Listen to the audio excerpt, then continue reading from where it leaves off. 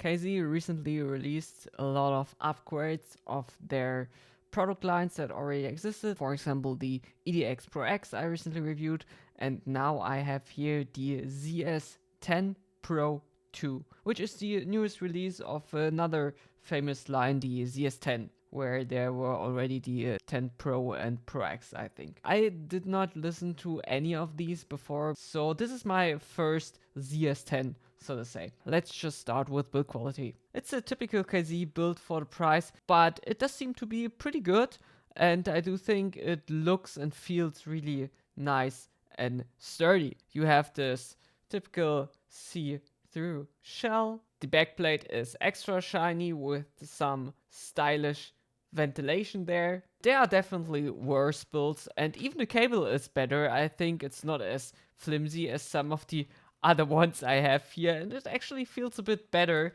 than the other KZ releases I reviewed. It's still at the maximum average, like it's nothing special, but it's better than the usual one. Ear tips are also fine, nothing special. Again, some silicone and a pair of foam tips that work well with the IM. It's also pretty light, and yeah, just seems to be a really good build and can certainly take a hit or a fall. Regarding comfort, if you've ever used one KZIM, they are basically all shaped in a similar way, and I do really like the comfort on most of these. Some are a little smaller, some are a little more chunky, and the ergonomic shape that KZ uses for a lot of their IEMs is just a pretty universal shape, I think, which is a good thing. And these do have a really secure fit, and I could easily get a good seal that I did not have to reposition at any time. And actually, I think these should fit most people. They are neither small nor big, and with the right ear tips, you should have no issues here. And again, the ear tips you get with these are nothing special, but they do the job. I think it's kind of funny that nearly everything KZ and CCA releases nowadays has switches. So, of course, the ZS10 Pro 2 does also have switches.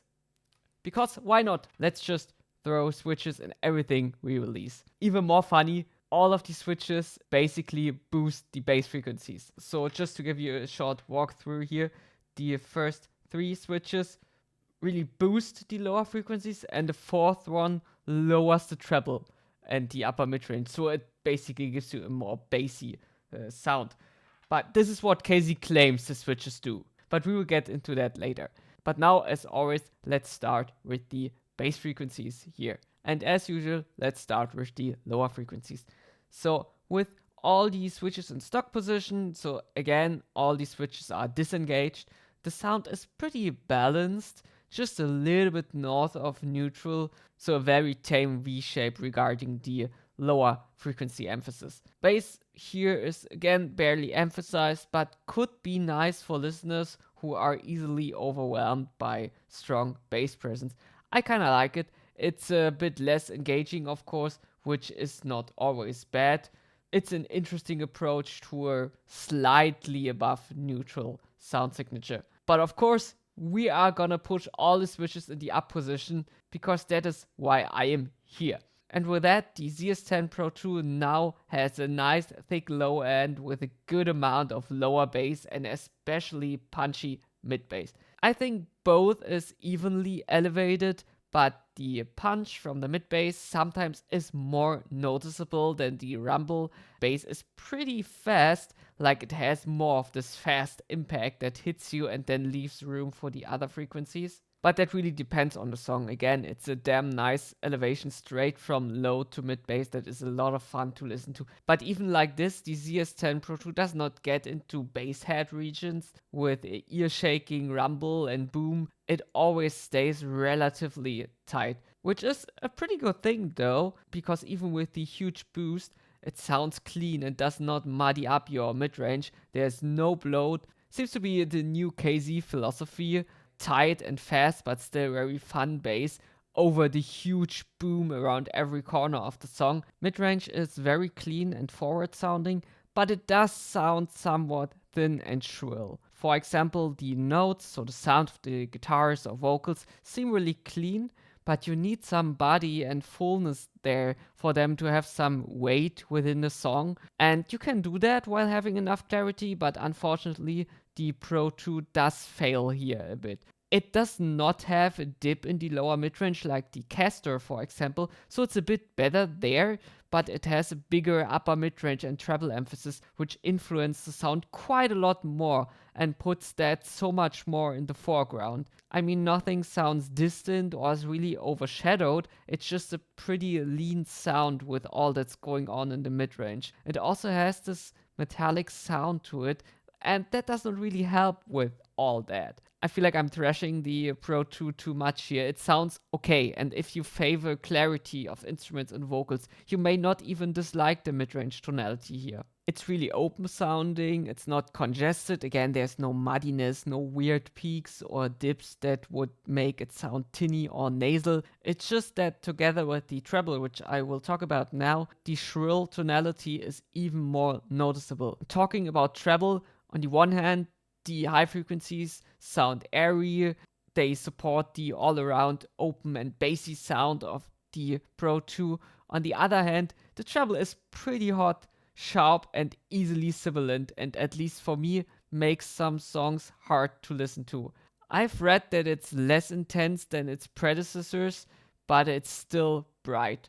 I mean, with treble, it also highly depends on your hearing. I would say I have still pretty good ears with my 32 years, and for me, together with the hot mid-range, the also hot treble is just a little too much. It's good quality treble though. It's hot, but it's not grainy, and it does not have this dirty up and down sound. So again, the treble is not bad per se. It supports the clear and open sound profile here, and if you're a fan of that and are not treble sensitive, the Pro 2 does have an interesting and enjoyable sound.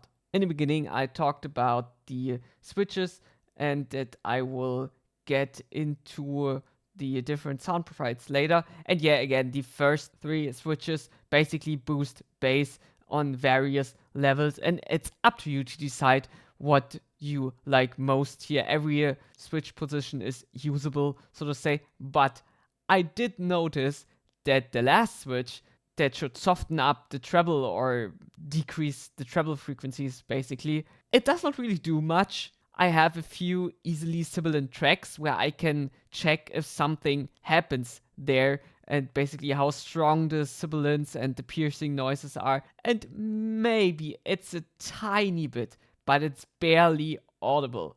So from my listening sessions, I did not really notice the last switch doing anything. Funnily enough, I looked at some measurements afterwards, and I'm right. The fourth switch does barely do anything. It's just a tiny change in the treble that is barely audible. Like maybe half a dB at, I think it's something around 9,000, 10,000 hertz or something. Really, a really small section that gets a really small dip. Take that as you will. The first three switches would have been enough. You didn't need to add the fourth one that doesn't really do anything.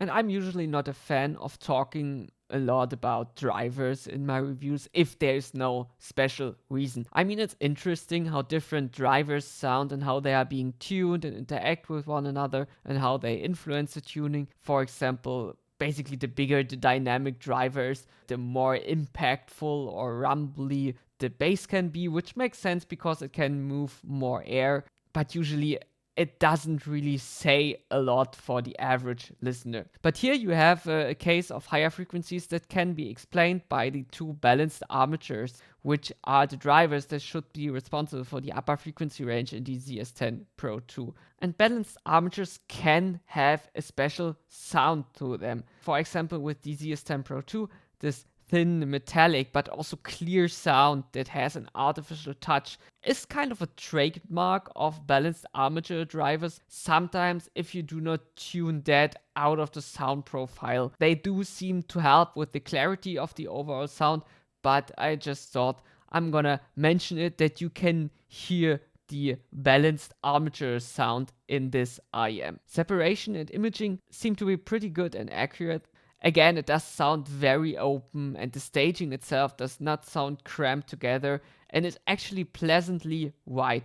It's always difficult to talk about the sound stage with IEMs because it's different than with over-ear headphones. They do not interact with your ear in the same way, but I hope you get what I mean. The sound is just more open and does not sound pushed together. And on a technical level, especially in the upper frequencies, it's pretty good, I would say. So to summarize the sound section here, good bass that can be boosted quite a bit but does not reach absolute bass head levels. It always stays pretty clean and fast and should suit many genres. Midrange and treble combined have a focus on clarity but can sound thin and harsh. Especially the treble can be pretty piercing, and if you're sensitive there, I don't know if you should buy the ZS10 Pro 2. But if you like bass, if you like treble and you like clarity, this can be a pretty good choice for you to listen to.